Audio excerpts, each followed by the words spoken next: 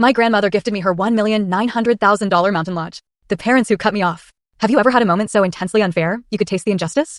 For me, it was the day my estranged family, who'd cast me out years ago, walked into my grandmother's while reading like they owned the damn place, ready to slice up her legacy. But what they didn't know was my grandmother had one last, brilliant surprise up her sleeve that changed everything. I'm Noah, 28, and that day my parents, Martin and Claire, strode into the paneled conference room like champions celebrating a victory lap they hadn't even earned.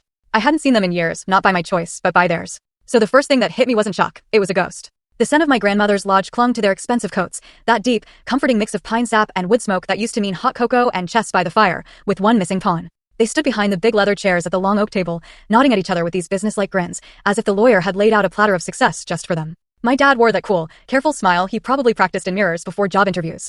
My mom gave me a glance so quick, so flat, it felt like she was just checking a box. Asterisk present. Acknowledged.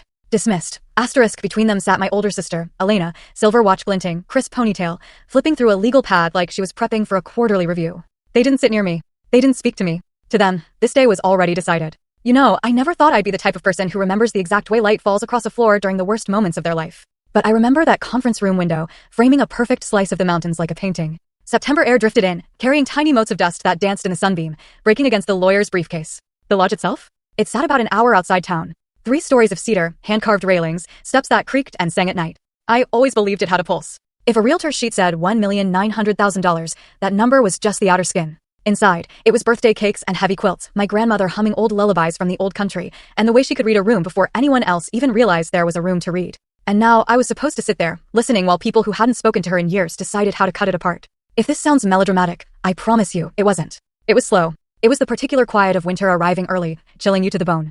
The last time I'd really seen my parents, I was 19, carrying boxes out of a dorm room that wasn't mine anymore. I'd chosen the wrong major, the wrong job, the wrong sense of loyalty. They told me, with that clipped patience people reserve for children who've upset a table full of crystal glasses, that I was making everyone's life harder. That I should move out. Be realistic. They didn't use the word disowned, but they used synonyms: independent, adult, consequences. I slept in my car for 2 weeks, learning the mountain roads by heart so I could make it to my grandmother's on weekends, claiming I was there to help with the firewood stack. She'd make eggs with too much butter and tell me about stubborn trees that bent in windstorms, but always survived. We never really talked about my parents. Not directly. She just had a way of making you feel like your decisions weren't the end of the world, just paragraphs in a book with a lot of pages left to write. I built a life that didn't need their validation. I got a job at a small trail outfitter, the kind of place that smells like canvas and good soap. I learned every boot they sold, every seam in each pack. I walked people through day hikes, overnight trips, searches for the perfect sock. It wasn't glamorous. It wasn't the life my family bragged about at holiday, and then, the part that shocked everyone, watchful story.